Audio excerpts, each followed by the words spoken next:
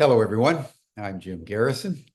I want to welcome you to this session of Humanity Rising as we convene our second of three sessions on human development and an exploration of integral theory and spiral dynamics and how that applies to human spirituality and human growth and development.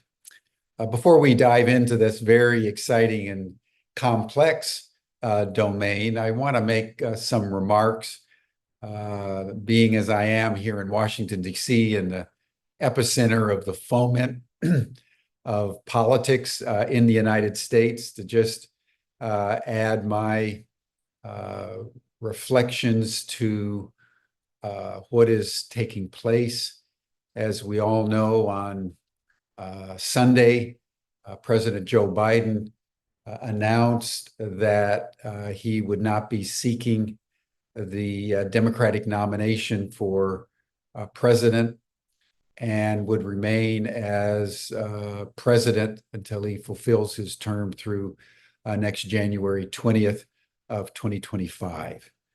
The White House then subsequently issued a statement indicating that Biden was supporting Kamala Harris for the presidency and would be directing all his delegates to shift to Kamala Harris. And then on Monday, an increasing number of prominent Democrats came to the fore to endorse Kamala. And as of this morning in Washington, she has enough delegates to assure her the Democratic nomination for president. I want to make a couple of comments about the situation, which I think are important for us to bear in mind.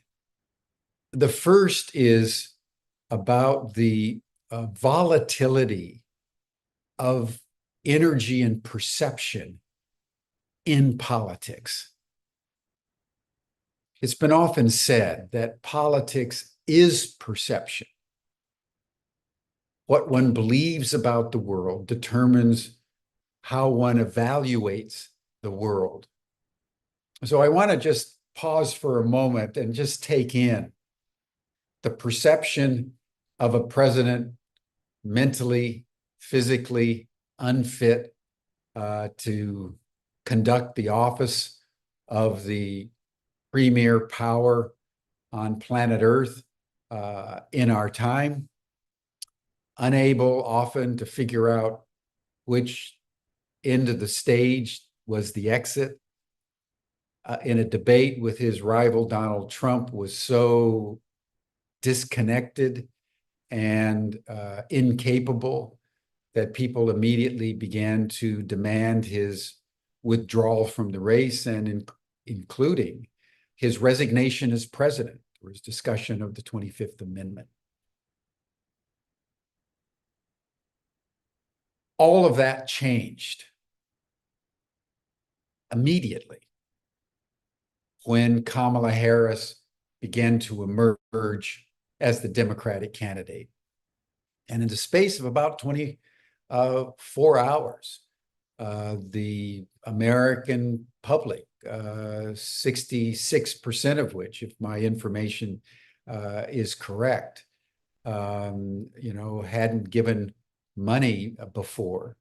The Democratic Party brought in first 81 million and then upwards of $100 million in the 24, 30-hour period, because people were so relieved that Biden was stepping down and that a woman that's clearly competent, clearly mentally capable, was rising to the fore. So the lethargy was replaced by enthusiasm. And that's really important for us to take in as we begin this roller coaster over the next 3 months leading up to the U.S. elections on November 5th. We're in an emotional perception roller coaster. And how we navigate that is going to determine the victory or defeat. The second comment I want to make is around leadership. That leadership really matters. And I want to juxtapose President Biden's announcement in late July in an election year with President Johnson's announcement in March of 1968, also an election year. Johnson, like Biden, was a very skillful politician and strategist. That's how he became president. He understood that the Vietnam War and his egregious conduct of the Vietnam War had essentially cost him the presidency. So he announced his determination not to seek, nor would he accept the Democratic nomination. I was a young boy at the time. I remember watching it on TV and being utterly astonished. And all of a sudden, Gene McCarthy and then Robert Kennedy had time to run for the Democratic nomination. And the rest, as they say, was history. But it's a different situation now. Biden wasn't paying attention. And he waited till barely 3 months before the election and within a month of the Democratic nomination, and was essentially forced out against his will. And in his statement, forgot to include an endorsement of Kamala Harris, which had to be done in a subsequent statement. And then while President Johnson's was an address to the nation, President Biden's was a release on X. And he'll be speaking sometime toward the end of this week. So rather than an orderly transition of power, what we have now is not only a disorganized, last-minute, pressed, urgently organized transition, with some of the senior Democrats still not endorsing Kamala, including Barack Obama, constitutional issues, procedural issues that weren't worked out. And the reason why I raise this is because what this has done is weakened America. Biden is now understood to be unfit. And the question that's being raised, if he's unfit to run for office, is he fit to continue as president? That's not only what the Republican Party is demanding. It's what leaders around the world are wondering. So rather than having an orderly transition into an election, as happened in 1968, we're having a fraught, time-constrained, last-minute transition that, as it now unfolds, will begin to sabotage the very enthusiasm with which Kamala was greeted after the demise of Biden. I think this leads to the third point that I want to make, that progressive people,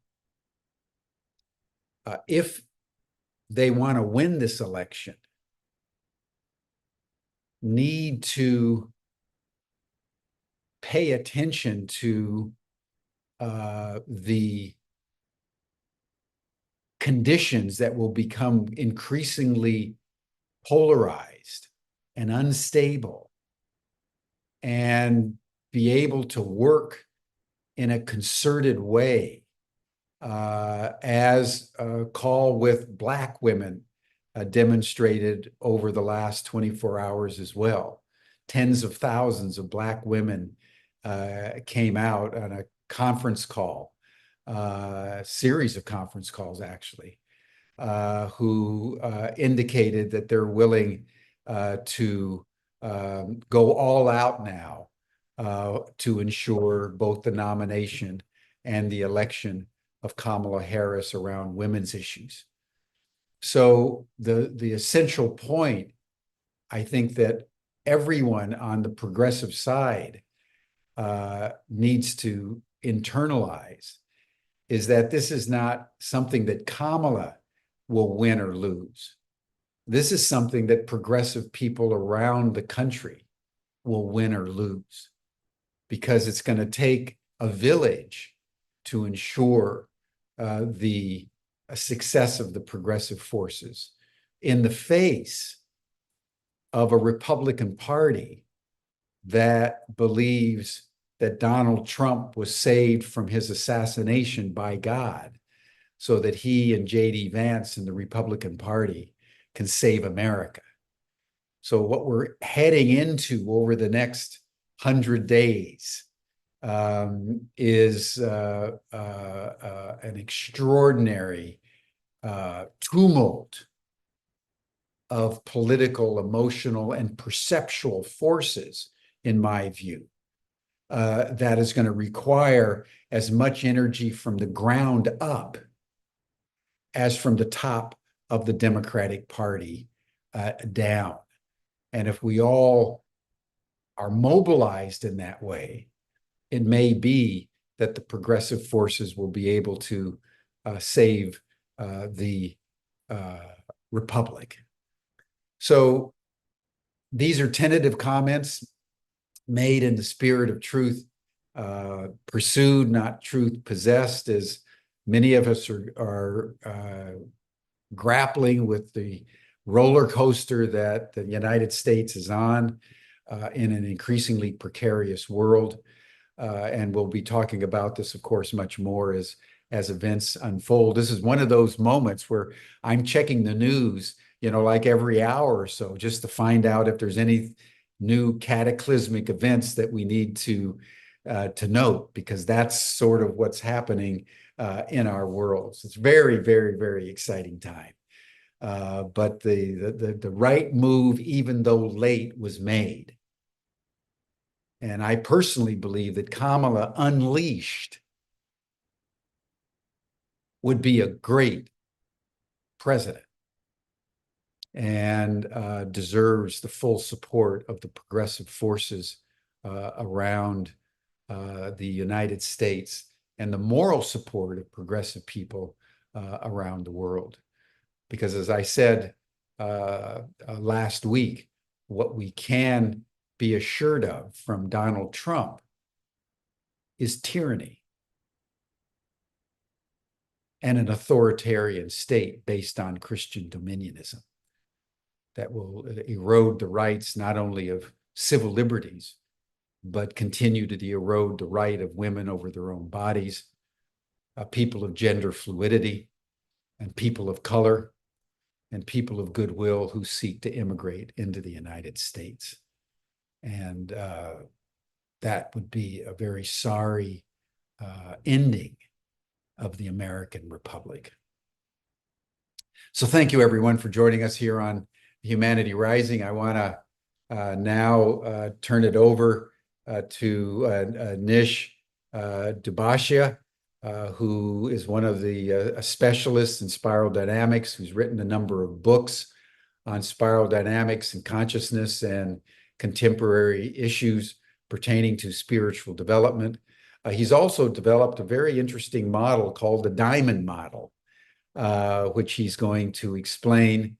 And then we will have a discussion with Cindy Wigglesworth, who was on yesterday, and led us into an overview of spiral dynamics. And then when Nish finishes his presentation, I'll circle back and we'll have a dialogue for the balance of the time, and then Cindy and Nish will join the after chat. So thank you, everyone. Nish, welcome to Humanity Rising. Hello, Jim. Thank you very much. Thank you for the kind introduction, and it's an honor to be here on Humanity Rising with yourself and with Cindy. And yep, I'll just pass it on to Cindy for 2 minutes, and then we'll be starting on our presentation. Yeah, hi, everybody. I am delighted to be back. Yesterday was a blast.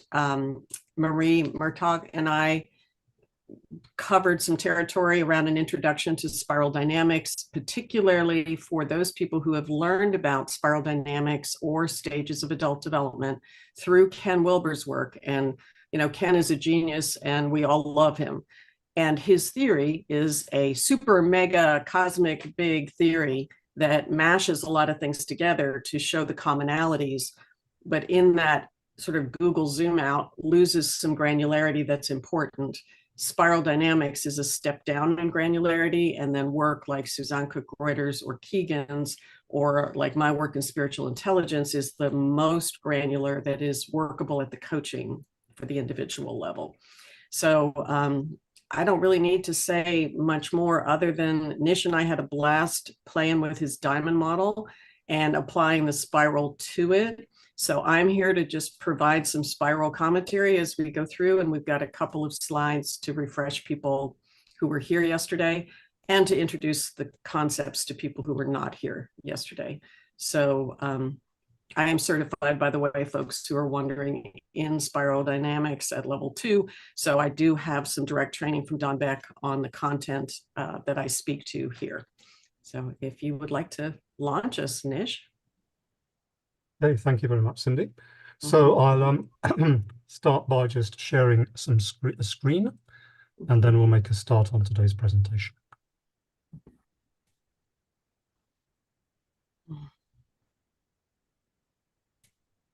I just wanted to check, Cindy, can we see that okay? I can see it great. And this is Nish's model, the diamond model, intersecting with spiral dynamics, which the credit goes to Dr. Clare Graves, and then to his 2 students, Don Beck and Chris Cowan, who added the color schema to it to make it easier for all of us to keep track of things. Okay, thank you. So this is day 2 of a 3-part series that we're doing. And yesterday, Cindy and Marie brilliantly gave an overview of spiral dynamics.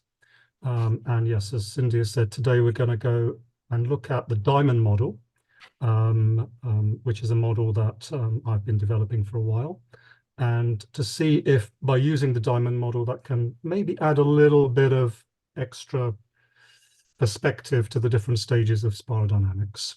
So we're going to start by just doing a quick transition with Cindy from yesterday's talk, a quick review of spiral for those who weren't able to maybe attend yesterday. Yes, thank you. So yesterday we talked about the importance of having a narrative, because humans need to make meaning. We make up stories. So if we're going to have a story that gives us hope or guidance in a difficult time, we want to have as accurate and helpful a story as we can. And having human development as a lens through which we look at a chaotic time has, for the 4 of us that are participating in this 3-day series, been a really helpful lens. And so we've chosen to use that as sort of the lens through which we will describe both the time we're in and how to consider holding the time we are in. So these stages, which are coded with colors to help us remember what they mean, are coming from the Clare Graves work as interpreted by Don Beck and Chris Cowan. And there are 2 lenses to look at it through, one of which is human collective evolution and one is individual evolution. The human collective evolution is shown on this chart. And a thing to remember is that each of these stages arises because it is coming forward to meet the life conditions, the challenges we are facing as a species. As we arise on the planet, and we can argue how many years ago that was, 215,000, 250,000, the number's not important. The first stage in our collective development as a species is what's called instinctive or beige. It's very focused on survival. It is our earliest sort of mental networks, very instinctual, and even pre-sophisticated language. There may have been very simple sounds to communicate with, but no sophisticated language. The instinctive phase evolves into what is called the magical or purple phase, the tribal phase, with the expansion of moving from small bands to larger tribes. And the need to communicate across more people brings forward a much more complex language, including some symbolic or written language and some rituals to help deal with a more complex understanding of reality. As you start noticing things like eclipses of the moon or the sun, and you're like, wait a minute, these things are strange and magical feeling, and so much about the rain and droughts and famine and the movement of animals, the deep connection to nature contributes to a very nature-focused faith system. And Nish will be teasing this apart a bit more as we go forward. So purple or tribal consciousness, about 25,000 years ago, give or take, evolves into the age of empires, or the egocentric age. As an individual, which I'll be talking about in the next slide, this is a necessary stage where we discover our agency, we discover our power. And it is color-coded red because it is the age of bloodshed. It is the age where people fight for power and dominion. And that era lasts through the era of empires and continues, as all of these colors do, to reside inside like nested Russian dolls. If you know what Russian dolls look like, we all continue to have all these earlier colors inside of us.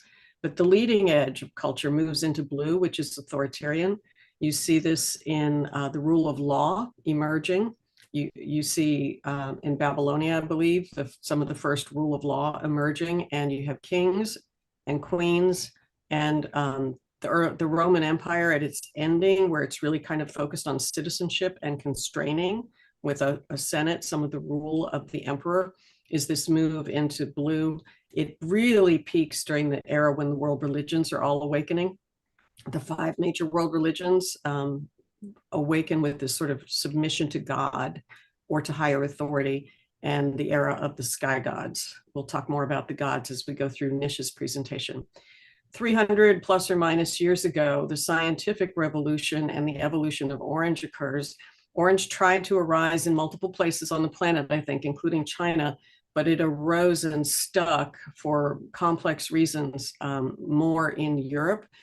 And that scientific period also is the arising of individualism in the form of democracy and in the industrial era. And somebody just posted, is this the Ken Wilber chart? No, this is not the Ken Wilber chart. This is spiral dynamics from Clare Graves and Don Beck and Chris Cowan. Ken has used these colors, and he has used his own colors, and he has had to change from using the spiral colors because he and Don Beck got into some arguments. But this is taking back to source material. So we're trying to get back into what the source material is, which is quite nuanced and important stuff. So the orange period is then the cutting edge moves to green about 100 to 150 years ago, where we become aware of how connected we are to each other and to ecosystems. And the sensitive self, as it's sometimes called, arises about caring for minorities and underprivileged people, people who are disempowered by the existing systems, caring for animals, caring for climate, caring for collective ecosystems. Where we are now is straddling this jump to second tier, which Clare Graves called the momentous leap. He predicted that chaos would arise as the first tier 6 levels fought it out because they all feel they have the exclusive hold on truth. And people are not a single color, but people can have a center of gravity. So certain centers of gravity are fighting with each other. The scientific orange era is also the era of capitalism. So capitalism is fighting with climate change people, and authoritarians who want to have one true way the Christian Dominion way, for example, are fighting for control, and that brings forward red whenever we have people fighting. So we have this tier 1 logjam, which is actually the perfect pressure cooker to pop us to second tier. So having this narrative in my head is helpful because it gives me a thing to hold on to, that maybe there's a potentially constructive outcome coming from this. It's not just chaos and hell. There is the potential for this pressure cooker to birth the new era, to birth an era where we are flexible in our thinking, systemic. Yellow will be very systemic in its thinking, and turquoise will arise with a very global view.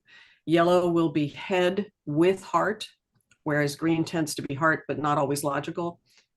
Orange tends to be logical, but not have a lot of heart. Yellow is going to bring them together for the first time, but head-centered, and turquoise will be heart-centered. So that's the biggest picture on the spiral. If we could go to the next slide, Nish, I have one more slide to cover, and then it'll be time to hear about Nish's brilliant diamond model. Okay, just as humanity has evolved, each of us from birth to death climb the spiral. We don't all make it to the top, but people, based on the situation that they're in, their social circumstances and life conditions, will climb this. And there may also be internal constraints in our wetware and software. Wetware being our hard brain mechanics, like brains can have damage or be limited in how far they can go, and our software being our psychology, the traumas we've endured, whatever. The combination of our life conditions and our psychology and our biology enable us to climb this ladder as far as we choose to. We can shut down, but we can also choose to try and push forward. And that's, of course, where we're hoping to go. We are born at beige, which is, as you see on the left-hand side of this picture, all of the color coding has warm colors on the left and cool colors on the right. The warm colors on the left are about me first, expressing myself first as my dominant priority, survival as a dominant priority at beige. Everything on the right-hand side is about sacrificing myself for the good of the group. And so there's this sense of a pulsing between, and someone prefers the word surrender, I like that too. But the word that Beck used to use was sacrifice. So I like that upgrade, surrender. So we go from beige to purple, purple to red. Children tend to be early childhood purple, later childhood red, where they're sort of testing their agency, teenagers in particular. Blue is the submission to law and rule, and most societies don't function well if they don't get at least to blue. Otherwise, if you're at red, you're just at a king of the hill, bloodshed, gang warfare kind of thing.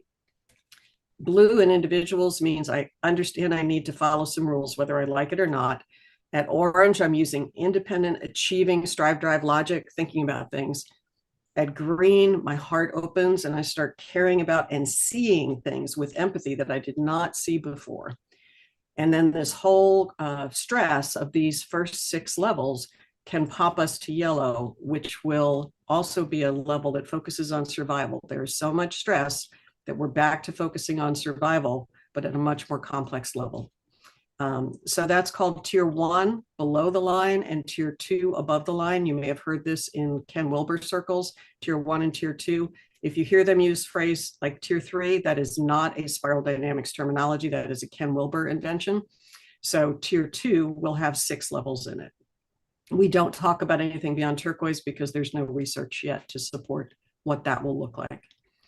So sorry for rushing through a very complex model, but I'm hoping to ground people who are relatively new at least enough that we can now turn it over to Nish to weave the spiral with the diamond model. Okay, thank you. Thank you so much, Cindy, for that overview.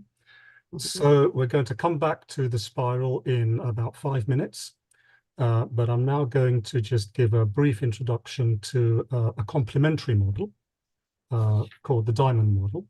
And then we'll go on to see how these models can be integrated and actually illuminate each other for potentially even deeper insight into how development works.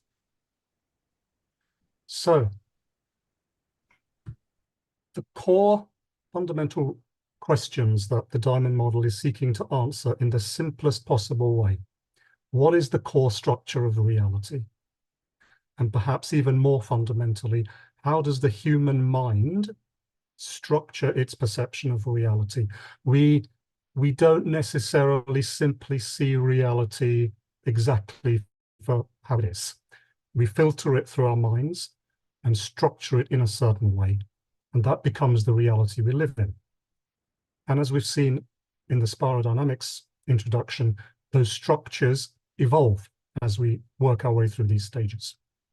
So the suggestion here with the diamond model is that there are two fundamental dualisms at work in the way reality is structured and in the way we ourselves structure our perception of reality. The first of those we can, if you want to use fancy language, we can call the ontological dualism. This is the basic way in which we can see dualisms at work in reality itself. And what my suggestion here is with this model is that that fundamental dualism is the whole versus the part. What I mean by that is if you look around, what we see in the universe around us is that the universe is made up of wholes that are made of parts, and each whole is itself a part of a bigger whole. And development seems to work with bigger and bigger wholes being developed, each of which has parts within parts within parts. And these wholes, which are made of parts, which themselves are parts of bigger wholes, we refer to as a holon. That's the first basic dualism in the diamond model. And the second we can call the epistemological dualism. This is the basic dualism that has to be there when we are structuring our perception of reality. The dualism that has to be there to even make perception and experience possible. And that is the dualism between the subject and the object. There's the observer, there's the observed, the perceiver, the perceived. And it's that interaction between subject and object that makes experience possible. So just keep these two basic dualisms in mind. They will help you to see where the diamond model is coming from. Wholes and parts, subjects and objects. And what the aim of the diamond model is to enfold reality in the simplest possible way that we can do, but that nevertheless gets across the absolute core structure of reality and how we perceive it. So this is the basic diamond model. I'll quickly run through it, and then we'll move on to looking at how this can illuminate our understanding of spirodynamics. So let's start with multiplicity, which you can see just 2 lines up from the bottom. Multiplicity is essentially the world of parts. This is the universe made up of things extended in space, events that take place through time, the 3-dimensional world of space-time, or 4-dimensional world. And this is basically what most people simply mean when they say reality, the universe. This is the world of multiplicity. And underlying that world of multiplicity, within or behind every part, we can see the whole, the wholeness. Most religions, many philosophies and traditions, and even modern physics now is starting to suggest that behind this world of multiplicity, there is an underlying unity or wholeness. And that's what is demonstrated there or depicted there by the term the whole. So you can see there that first dualism we were talking about, the whole, multiplicity, wholes and parts. And juxtaposed against that, we can see that second dualism, the subject versus the object. So one of the questions that always consumed me when I was thinking about this originally is, how does the whole become the part? How do wholes, how does the wholeness, how does unity manifest as multiplicity? And one of the suggestions given in some of the spiritual traditions is that there is a primary dualism, a primary two-ness that emerges out of that oneness. The first multiplicity that takes place as the whole is manifesting as the parts.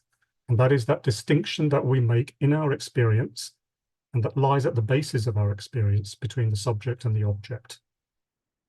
And then once we've established that division in our experience between subject and object, that process of differentiation continues both within the subject and in the objective world to generate this world of multiplicity. In the tradition of Taoism, it says it quite elegantly: the one becomes the two becomes the many. And you can see that happening here. The whole, the one, becomes the two, the subject and the object, and then that becomes the many, multiplicity. And we can see this process happening at many different scales. We can see it in the history of the universe. We can see it in the history of the human race. We can see it in the development of a human life. And we can even see it happening in each moment as we are structuring our moment-to-moment experience. So that's the basic diamond, hence the diamond model. The whole, subject-object, multiplicity. Four corners of the diamond, two fundamental dualisms. Now, what happens very often, far too often, is that when we're living in the world of multiplicity, we lose sight of this underlying wholeness. We forget that these parts are united at a deeper level of the whole.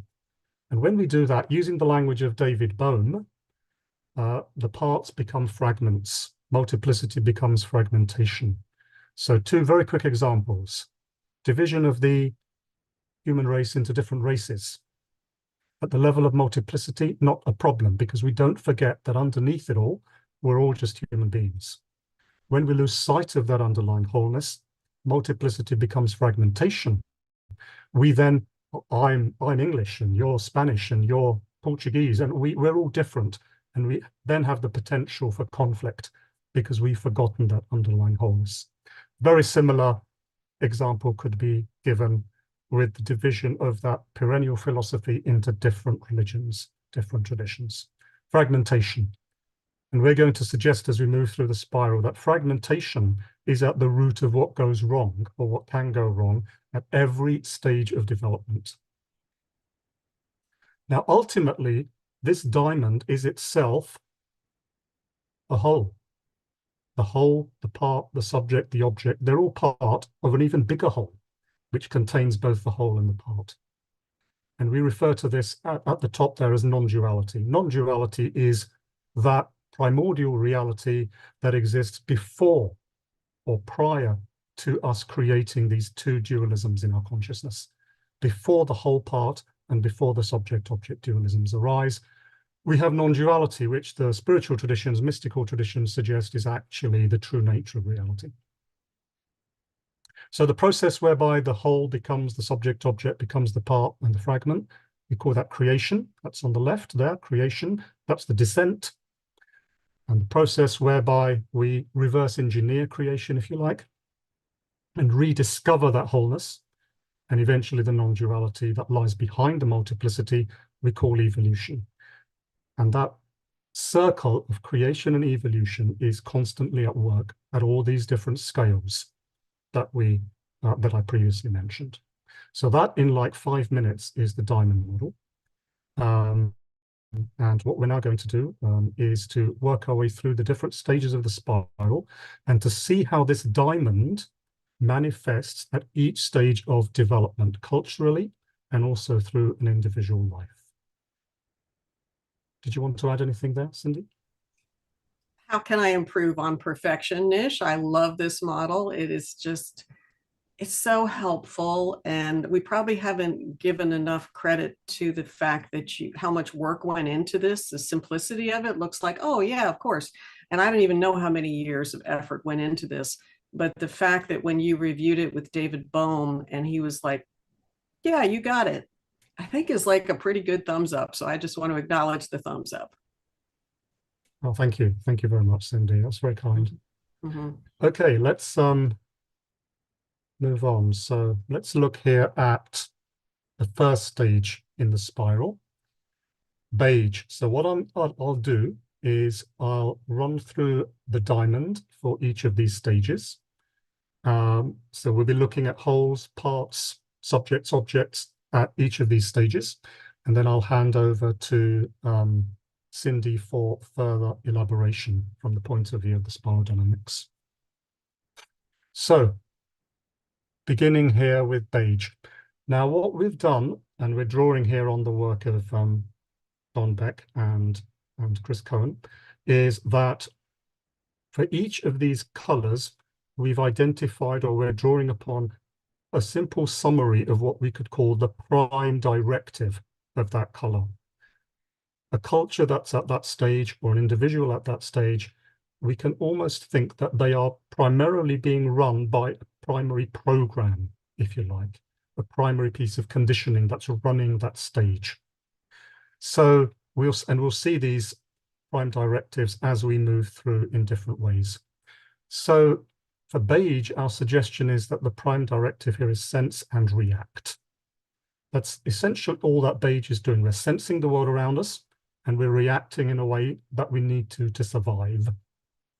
So let's start with wholeness, which is 2 lines down from the top. The wholeness here is simply the natural and instinctive world in which we live.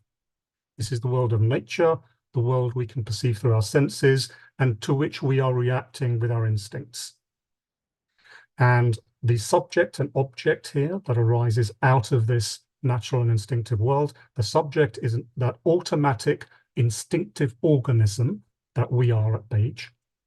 We may be able to maybe form some images in our mind at this point, but no great symbolic thinking has arisen yet. And the object here is the natural environment that we are perceiving through our senses. So subject, object, automatic, instinctive organism, and you can see in the middle there, part of, because we haven't really separated ourselves in consciousness from our environment yet. We haven't developed a sense of self yet. That arises later at red. So here we have that organism, which is part of the natural environment. And the multiplicity that we generate through that interaction is a world of sensory objects and a world of instincts. Sensory objects and instincts are the essential parts, the essential things that exist at this stage. And the fragmentation, when we fail to live in harmony with that wholeness, with that natural instinctive world, we fall into fragmentation, which at this stage is simply a failure to survive. We die. We're not able to navigate the natural and instinctive world sufficiently well to survive in this world. And the non-duality here is simply nature, which is like a holon. We have sensory objects and instincts, organisms, environments as part of this natural and instinctive world. So I'll hand over to Cindy.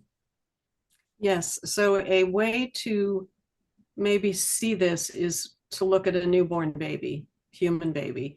A human baby is learning how to focus its eyes and lift its head and roll over. There's very basic physical things. It knows hunger, it knows discomfort, it will cry if it's hungry or uncomfortable in some way, but it is learning to identify faces. That seems to be a hard programming in the human brain, that we will identify, focus on faces and quickly identify our caregivers.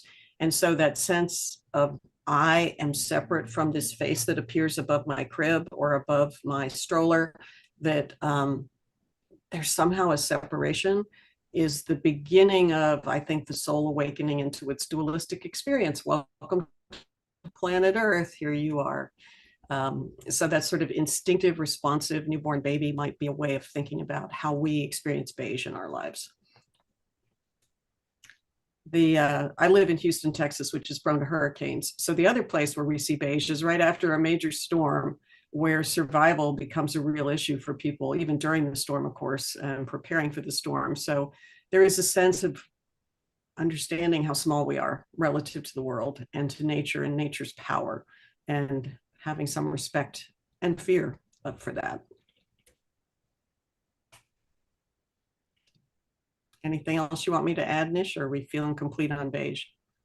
I think that feels complete for now. Yeah, thank you. Thank you, Cindy. So let's move on to the next stage, purple. So purple is the next stage after beige, and this is where what we refer to as the magical stage, or the tribal stage. This is where we start now to form into tribes, much larger groups than we were at beige. And the prime directive here is to nurture and sustain.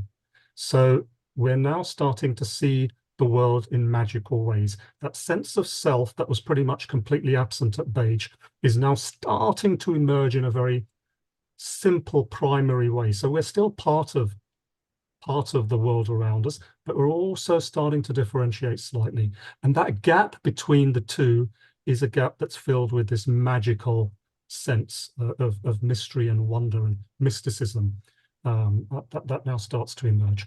So the prime directive here is nurture and sustain. Now, what Cindy and I have also done for each of the stages from purple up to turquoise, we've also tried to identify what would be the experience or later on the conception of God or the ultimate reality at this stage. So at purple, we're just beginning to emerge with this magical consciousness, and God at this stage can be seen as nature spirits. This is the stage of animism and shamanism. Nature, rocks and mountains and trees and animals, they're not just sensory objects anymore. These objects are now seen to be filled with or imbued with something spiritual, something magical, something that's not immediately accessible to our senses. And that's because we've now started to differentiate. So the wholeness here is, as you can see 2 lines down, it's the animistic and magical universe in which we live. And the subject and object here, the subject that arises here now, we're referring to as the membership self. We now start to form a sense of identity that wasn't there at Beige. Beige, we were just reacting instinctively, no sense of self at all. At purple, we start to develop a sense of self, but it's not yet an ego. We are now entirely identified with the family or the clan or the tribe that we're a part of. So if somebody says to me, I'm purple, who are you? I'm not going to say I'm Nish. I'm going to say I'm a member of this tribe, or I am this tribe. Self is defined in terms of the group that's now beginning to emerge. And the object here is the natural mystical order of which this group is a part. The tribe is a part of this natural mystical order, which is the object. And the multiplicity generated by the interaction of these two is a world of tribes and spirits. So think ancient Aboriginal culture or ancient Native Americans. We're made up of tribes to which we belong, and the world is filled with spirits that we have to placate, that we have to keep them happy in order to maintain health and survival for ourselves and our tribe. Now, when we fail to do that, when we either fail to belong or fail to placate, and we move into fragmentation, one of 2 things can happen. Our sense of tribal identification can become so self-contracted, so tight, that we have unhealthily closed boundaries towards other tribes with obvious repercussions. And when we fail to placate the spirits, or we believe we're failing to placate the spirits, we can fall into excessive fear. Oh my God, my daughter died because of black magic, or because there was a curse, or because I didn't keep the river or the mountain happy. Excessive fear that things can go wrong because we're not keeping the spirits happy. So the non-duality here is simply the universe, and now our place in it, our place in this magical universe made up of tribes in this mystical world. Okay, Cindy? Wonderful. Thank you. So I'm going to respond to some comments on the chat. Someone commented about Abraham Maslow. Abraham Maslow and Clare Graves, who created the model that became spiral dynamics, were friends. And there was cross-fertilization between the 2 of them. They were kind of isolated by their peers at that time. Their stance at looking at things as having a developmental trajectory was very much out of favor at that time, but they sort of supported each other. So if you're feeling an echo there, that's probably why you're feeling an echo to Maslow's work, which I also love, especially his final book on the farther reaches of human nature, which was published posthumously. Also in the chat was a question about Indigenous peoples. And what I would say is don't take how we're talking about this as any limitation on modern Indigenous people. And I think Nish was correct in saying ancient Indigenous people when he was talking about this. Modern Indigenous people can be anywhere on the spiral, just like the rest of us. And their strong connection to purple will probably be crucial when we get to turquoise. because the spiral is like a spiral staircase. Yellow is echoing beige, the need to survive, and turquoise will echo purple, the need to be connected to a magical universe. We will reimagine our connection to the magnificence of the universe in a way that it is very possible the energy of the indigenous tribes will help us to breach into from yellow into turquoise. So I want to honor all of that. Purple's a beautiful color. We sometimes poo-poo it and don't appreciate the beauty of it. The stage that's called green sometimes romanticizes it. So that's also kind of a risk that we run. The excessive purple we're seeing in American politics right now with closed boundaries and tremendous fear. It's the end of Christianity in the United States if these liberals get into power. So this is we've pulled down really since September 11th, the country has been down spiraling. And I think in a way it's to help us clean up the lower levels of the spiral if we do the work. So I think we're having a shadow eruption, which is giving us choices to clean up and grow up. And so I'm hoping that what we're being part of with taking this evolutionary perspective in these 3 days is seeing the hope in the craziness. So those are my comments. Great, thank you. Thank you, Cindy. Okay, so let's move on to red. So now red is the next stage that arises out of purple. And the prime directive here is individuate and dominate. So now individual ego arises. We don't want to be constrained by the tribe anymore. We want to go our own way. And instead of submitting to the needs of the tribe, we want our own power to do what we want to do. And this is the full-blown ego that's now arising. So the prime directive there, individuate and dominate. And the god at this stage are the power gods. So these are the powerful gods of ancient mythology, Egyptian, Greek, Roman, ancient Hindu, Vedic gods. And these are gods that are admired and entered into some kind of relationship with because they're powerful gods. And we can somehow draw upon that power for our own survival and domination. So the wholeness here, again, we have a world which we're still navigating by sense, but now instead of navigating by sense and instinct, we're navigating by sense and impulse. I apologize for the slight spelling error there. That should be impulse. So it's a world navigated by sense and impulse. Because we have now emerged as egos, at this stage, we haven't really learned to control that ego very well. So we can be very impulsive, egotistical individuals here. And so the subject and object that arises here, the subject is the ego for the first time. And in a way, the program of the ego, that central core program says, I determine. I'm going to decide what I want to do, what I want. Nobody tells me what to do. No tribal leader tells me what to do. I do what I want. I determine reality for me and for others as well. And because the object that we perceive is often a reflection of the subject that we presume ourselves to be, subject and object reflect each other, like in a mirror. Because we see ourselves as these egos that are determining our destiny, we project that onto the objective world, and we see the world as a jungle, a world where we have the survival of the fittest. So that's an interesting world to live in. Ego, I determine, world as a jungle, survival of the fittest. And that interaction creates a world of multiplicity, which is a world in which we have healthy opportunities. That, remember, this is the multiplicity level. So we're still at, these are healthy parts here, not fragments yet. And people often forget that there is a healthy red.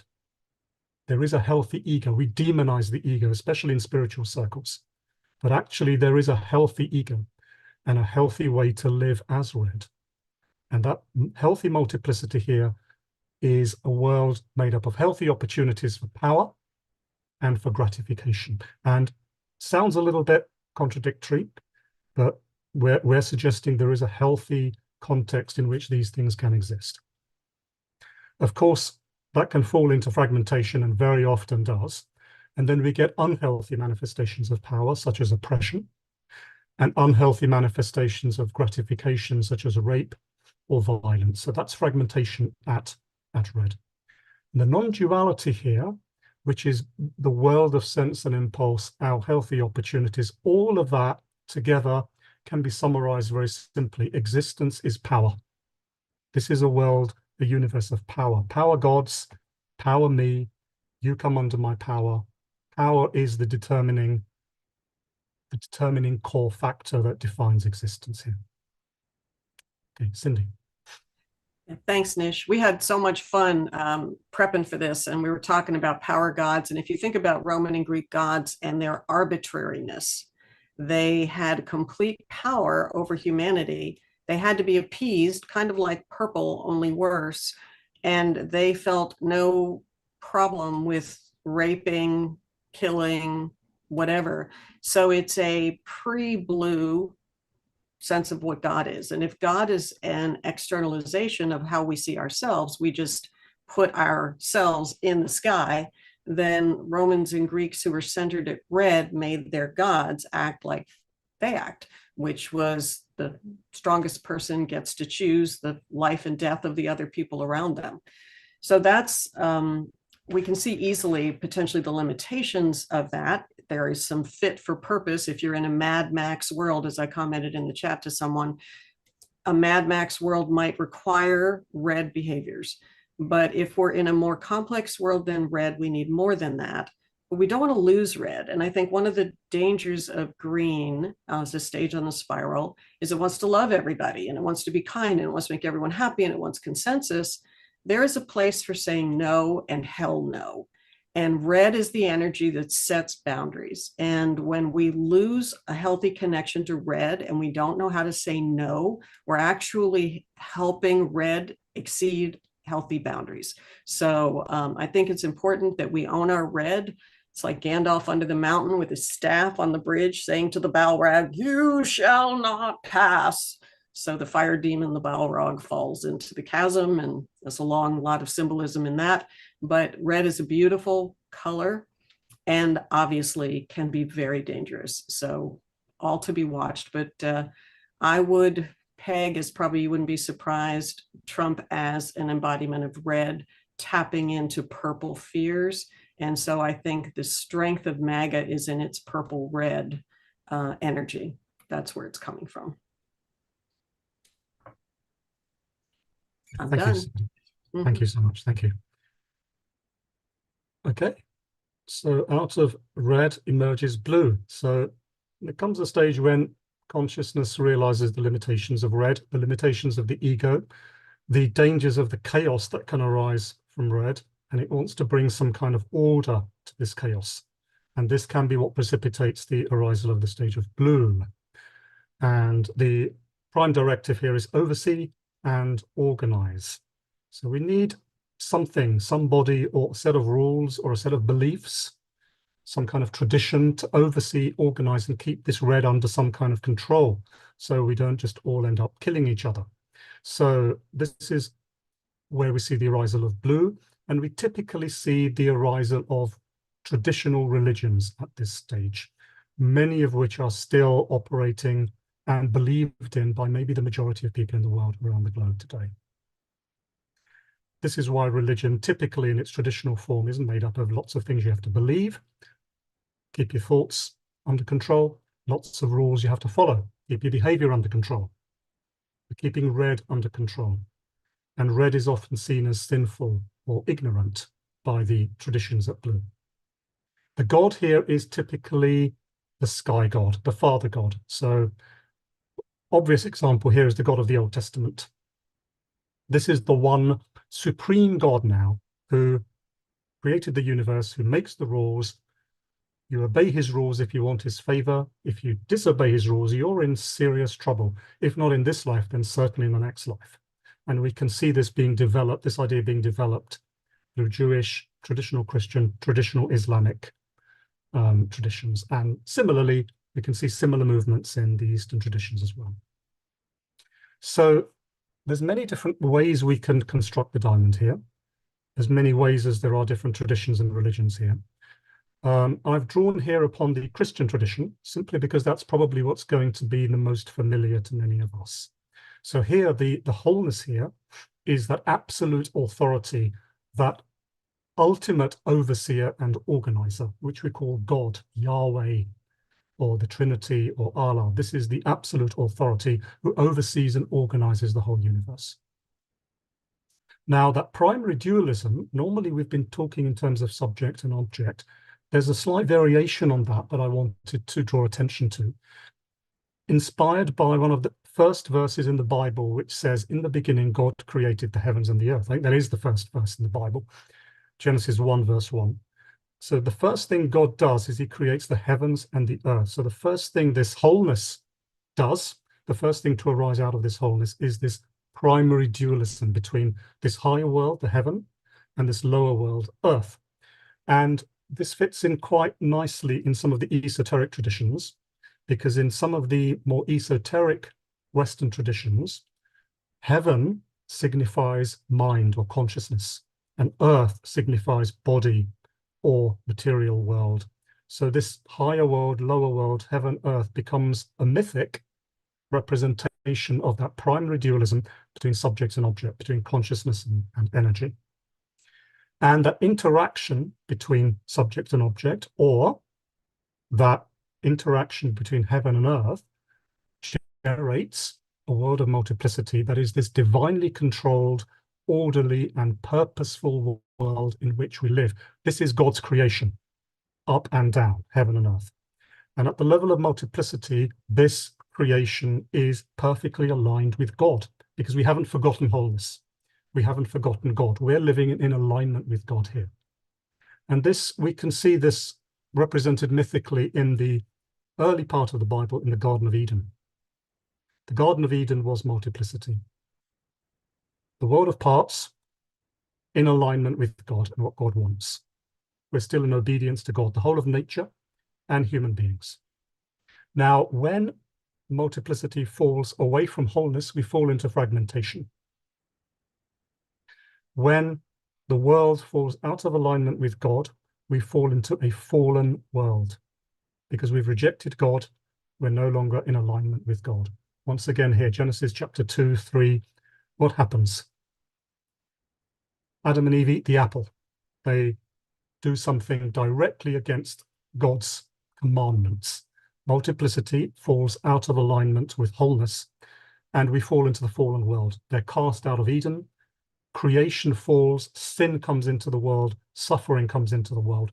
These are mythic, we suggest these are mythic representations of that fall from multiplicity to fragmentation, which, remember, is not just a historical thing that happened thousands of years ago. It's something that's happening every day, every moment in our own consciousness. We are constantly falling out of Eden. We are constantly eating the apple in each moment. Non-duality here would be that absolute and conforming alignment between God and the world. So this would be mythically that perhaps that return to Eden that is spoken of in many of the Middle Eastern traditions through their mythologies and their stories. And you can see there that the way God creates the world, you can see on the left, is the act of creation. And the way we can align ourselves back with God is salvation. So this is, again, a mythic representation of that process of creation and evolution that characterizes that entire diamond. And this is how blue is now starting to see it through its mythic lens. Cindy. Beautifully said. Now let's translate this into individual development and our times. Individual development, newborn beige, early childhood purple, except for the terrible twos, which I know some people have commented, is the beginning of testing power. And so these things are not like super discrete blocks. They come on, So the beginning of development of an ego, of course, starts during early childhood. And the full flowering of the I will do it my way isn't necessarily the 2-year-old. I think it's the teenager. So the teenager has to separate and uses the red nonconformist energy to separate from purple family. And then blue is the choiceful return to committing self to a group. One of the ways it can manifest, sometimes it's not choiceful, sometimes it's it's required because of penalties the society enforces through the police system and justice system. But if you think about young men going off to join the military, that is often the transition point for them from sort of self-centered, egocentric, red, do what I want to do, fairly chaotic, into order and commitment to something noble and something higher than themselves. So the commitment doesn't have to be to God, it could be to the nation state. And that ability to hold blue energy, to organize your ego and manage yourself and defer gratification, I think is a really important step on the developmental ladder that will enable second tier later. So blue, of course, can be toxic bureaucracy. Blue can have plenty of damaging consequences when the contents that go into the blue shoebox are toxic contents, like gay people are bad. And so we're going to demonize gay people and make them suffer. What goes inside the structure of thinking can be quite different. So not all people at blue, center of gravity, are holding the same belief systems, but it's kind of a rigidity is one of the symptoms of blue. So I think that's enough because we could talk about this a long time, but we should probably move on. Okay, thank you so much. Thank you so much, Cindy. Now, if you recall, red emerged out of purple because red consciousness no longer wanted to live within the constraints of the tribe. And we'll actually see this kind of dynamic between individual and community all the way up. What we now see is that the arisal of an orange consciousness that no longer wants to live under the dominion, as it sees it, of blue beliefs and blue rules. And this gives rise to a god who is no longer the sky god, but a god that arises out of that emergence of rational thinking, empirical testing, scientific methodology. So here, the god, we could call this the god of the agnostics and the atheists almost. This is the god of the real and the rational. And the prime directive at this stage is strive and drive. If we live in a real and rational world, we may no longer have the luxury of some of these mythic beliefs about afterlives and higher powers looking after us. We need to make the best, and we want to make the best of life that we have in this probably just one life and one material world. And that can drive consciousness to want to really make the best of it here, to strive, to drive, to achieve what it can, and to do so using rational means now. We're not going to pray anymore. We're going to actually develop medicines to cure the sick. We're going to develop technologies, and so on. Now, the diamond here starts to look quite interesting. The wholeness here at the level of the real and the rational, the orange, rational, scientific level, is simply energy. According to science, everything in the universe ultimately is a form of energy. Mass is also ultimately just energy. So wholeness, this whole cosmos, is E, it's energy. And out of that energy emerges, through a process of evolution, autonomous observers, starting with early sentient life, culminating, as far as we're aware, in human sentience, looking at an objective, observed world. And the way that the autonomous observer, the subject on the left, looks at and studies and draws rational conclusions to develop its sciences and technologies and medicines from this objective observed is through what I've written there in the middle, a third-person perspective. This is the first time now in our evolution that we're able to take an objective third-person perspective, independent of our first-person biases and our second-person cultural conditioning. We can now look at things objectively. And when we do that, what we see is a world of multiplicity, a world, a material world made up of separate things and events in space and time. Lots of different forms of fragmentation can arise here. Staying with that theme of science, if we engage in this third-person perspective wrongly, this can lead to incorrect observations and incorrect deductions. That can be the fragmentation here. Purely through a scientific lens, fragmentation is error. We're believing and concluding the wrong things. And of course, this can have all kinds of consequences. The non-duality here is the oneness between energy and the material world, the oneness between energy and mass. And Einstein encoded or enfolded this non-duality very nicely in his equation, E equals mc squared. So E on the left is wholeness, and M on the right is mass, which is multiplicity. And C2, which is light, the square of the speed of light, is what equates or unites the two. So E equals mc squared is that non-dual relationship between energy and mass, which at this stage is ultimately what the universe is, a universe in which we have to strive and drive to learn, to grow, to gain knowledge, to succeed. Okay. Cindy. Thank you. We're getting to more complexity when we get to orange. Ideally, in healthy development, we transcend and include the previous stages. Sometimes we transcend and reject the previous stage before we healthily include the previous stage. Orange is this sort of strive, drive, achiever energy, which also leads to capitalism. It leads to, which brings many blessings. I don't want to demonize capitalism. Capitalism creates an abundance that had not been experienced before. It also is the era of medicine, scientific medicine. Where we get into trouble with orange, I'll come back to medicine in a moment, but where we get into trouble with orange is when it's so oriented on status and achievement that it will break the rules. Healthy orange honors healthy blue. If blue is screwed up and unhealthy and has stupid rules, it gets complicated because then we need to engage in a healthy scientific, logical debate about what kind of rules we should have. But let's think about medicine as an example. Medicine, when you look at purple, will be based on nature spirits and herbs, and all of that has some value. You know, there is value to purple medicine.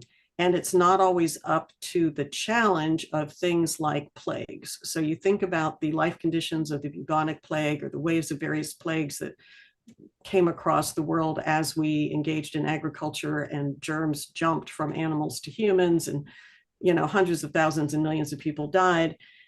The traditional approach and the religious approach, which might include, well, you need to pray more, or we're going to do bloodletting or whatever, were not sufficient. And so medicine, in a scientific sense of understanding germ theory and addressing the transfer of germs and treating for the causes of disease, orange has brought many gifts. And it's easy when we move to green to reject so much of orange. All of capitalism is bad. All of industry is bad. All of, you know, of modern medicine is evil, and we need to just go back to purple. We need to watch for those tendencies in ourselves, because tier 2 is going to demand that we find the healthy of all of these and pull them forward. So I'll leave it there. Thank you. Thank you so much, Cindy. So orange is probably the dominant stage at the moment, certainly in the Western world. But what happens to consciousness as it starts to reach high orange, the end of orange, is two things happen. We start to question whether striving and driving really is the be-all and end-all of life. Maybe we can overdo that, leading to imbalance. Maybe we need to think about other people as well as our own success and our own prosperity. And the second thing that happens is we start to question whether that third person perspective, objective observed, really is, if that real and rational really is simply how things are, or if that is also essentially just another perspective. And this leads to what people often refer to as, well, orange is often referred to as the modern stage, and green is often referred to as the postmodern stage. And here at green, strive and drive becomes understand and include. Certainly we want to understand the world, but we also want to understand all the different viewpoints and all the different types of society and community and cultures and perspectives that are there around the world. We want to include all of these in our embrace, instead of being as focused on the strictly real and rational that we were at orange. We still include, ideally, the real and rational, but it's now one of many different viewpoints. And we now want to really embrace the idea of diversity. Green is about diversity. Spirituality, which kind of took a little bit of a vacation at orange, certainly in most forms, starts to re-emerge at green. Many different forms of green spirituality. The type we've kind of just chosen here to highlight as one possible god of green is Gaia and the goddess. Green now starts to look at the idea of God and think, well, instead of thinking that God is some person up there, maybe nature is God. Maybe the world is God. Maybe the planet Earth, Mother Earth is God. Maybe the universe is God. And why does God have to be a man? As he often was at Blue, let's now start to embrace and equally validate the feminine as well as the masculine. God is a goddess as well as a god. And Gaia, nature, can often be thought of as the goddess here. Much of the New Age movement is centered in green. Many forms of contemporary spirituality are centered in green. So let's go to the diamond. The wholeness here is this holistic and harmonious universe that we see around us now. Now we start to see the universe in slightly more beautiful romantic terms. It's not just E equals MC squared anymore. It's a holistic universe, a harmonious universe, a beautiful universe in which we're lucky to be alive. The subject here is the human being, and not just his rational thinking, as we had at Orange, but now we include our feelings. They're just as important as our thoughts. And we start to develop what we can call multi-perspectival cognition, the ability to perceive, cognize many different perspectives in this new diversity that consciousness is now able to embrace. And the world, the object that we see, is now the world to which we belong and we're deeply a part of. Not quite in the same way as we were a part of the world at Purple, where we were just embedded in the world and we didn't really have much of a choice about it because we hadn't developed an ego yet. But a world in which we can choose to belong. We now have that choice of either belonging to this harmonious universe or resisting it. And this world includes both the sentient world, not just humans, animals, plants, and even the non-sentient. And it's a world that we're deeply a part of. And the multiplicity here is a relativistic world, a world of things, events, worldviews, a world of this incredible diversity that now becomes available to us in consciousness for the first time. And green is often described as this wonderful level to be in for many people. The world becomes romantic again. Now, fragmentation here at green, we've started to include diversity, but we can often do that without very much discrimination. We embrace everything. We try to reject nothing. And there are two possible things that can potentially go wrong here. If every worldview, including my own, is valid and correct and is there to be included, then an extreme version of that can be, well, this is my view. Nobody can tell me what to do. Who are you to question my views? Narcissism. Nobody can tell me what to do. My view is just as valid as yours. Even more valid. This is what is true for me, so get lost. And the other thing that can potentially go wrong here, fragmented here, is that if there are just this many different views, many different ways of looking at things, a world of diversity where there are no absolutes, we have nothing absolute to ground ourselves in. And this can lead to what we can call relativism. A healthy relativity, a healthy diversity, can fall into this unhealthy relativism, this unhealthy, fragmented, everybody's right in every context is fine. There are no absolutes, except for the fact that there are no absolutes. Of course, we're blind to our own absolutes, as every stage is. And this can lead to an existential despair at high green. Nothing means anything anymore because everybody's right and everything's right and it's all good. It's all beautiful, but there's nothing to ground myself in. What's it all about? Really, what's the meaning? Really, what's the purpose? Apart from the meanings and purposes that I'm arbitrarily inventing for myself. Nihilism. So those are the kind of fragmentations that can arise at green. And the non-duality here at green is this non-dual oneness between this harmonious holistic universe and the world of diversity in which we live. And ideally, they are working in harmony with one another. And that's when we get the beauty and the dignity of green. Cindy. Since I think most of us probably have more familiarity with this color, I'm going to suggest, given time, that we just go forward because I loved what you said. Okay, thank you. Mhm.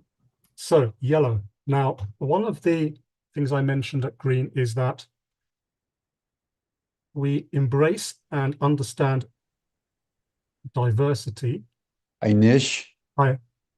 I just wanted to check in. We've got about 10 minutes left till sort of generally the end of the hour. So whatever you can do to expedite it, that would be a good thing.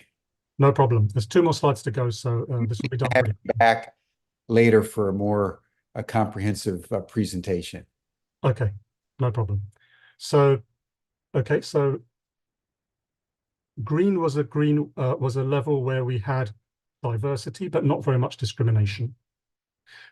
Out of green arises yellow, and here we understand and here the prime directive is to understand and survive complexity. So here we are now starting to still embrace and include that diversity, but now we want to bring in some kind of discrimination here. We allow every perspective to be there, but we also allow that some perspectives are going to be perhaps better or preferable or more highly developed than others. So here, God is the evolving universe. We start to understand here the dynamic of development. And when we apply that to worldviews, we can see that worldviews evolve. Some worldviews are more highly developed than others. So the wholeness here is a complex self-organizing natural system. Subject and object. The subject here is an emergent, evolving self. And the objective world here is this emergent and evolving world. And the self engages with this evolving world using what in spiral dynamics we call flex flow.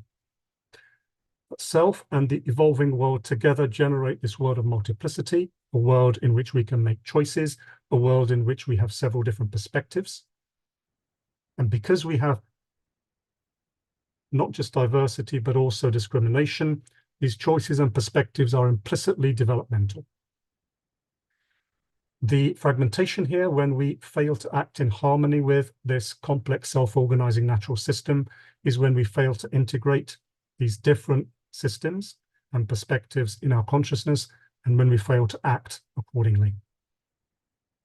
And those systems and these levels of development together form this non-dual evolving cosmos, which is the non-duality at this stage.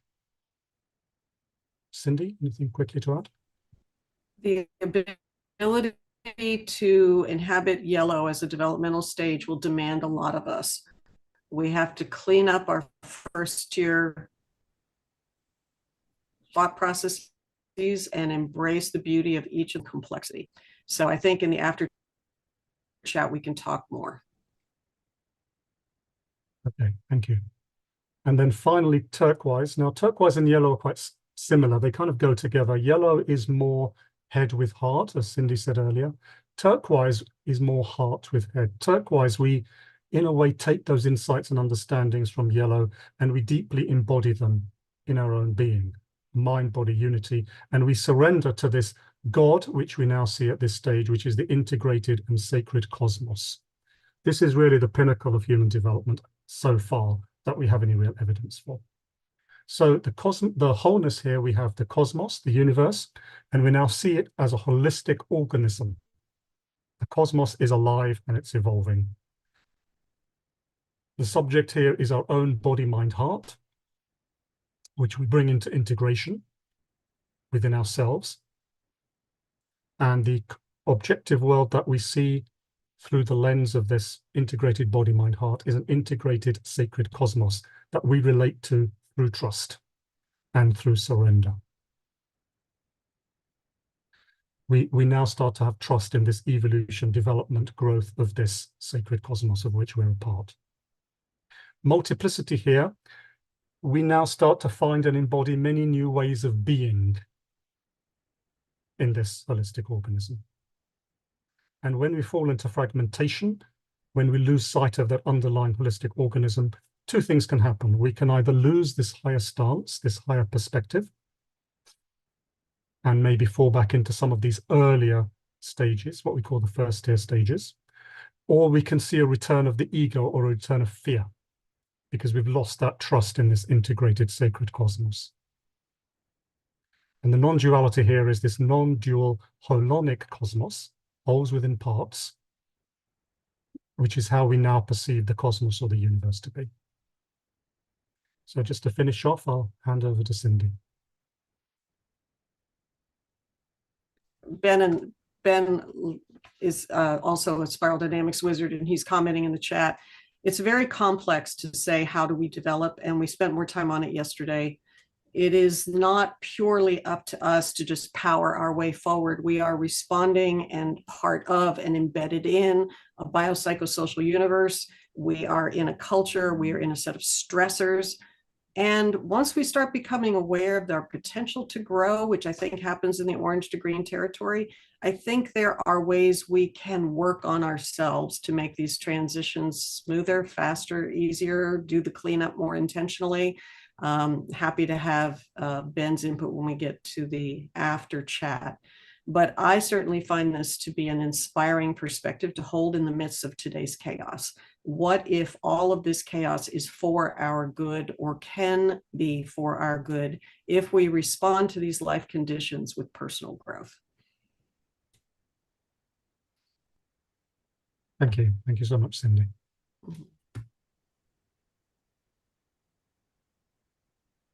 Yes, well, first, let me just commend you as someone who's been a student of and good friend of Ken Wilber's for many, many decades, and read most of his works. And he's the chancellor of Ubiquity University, actually.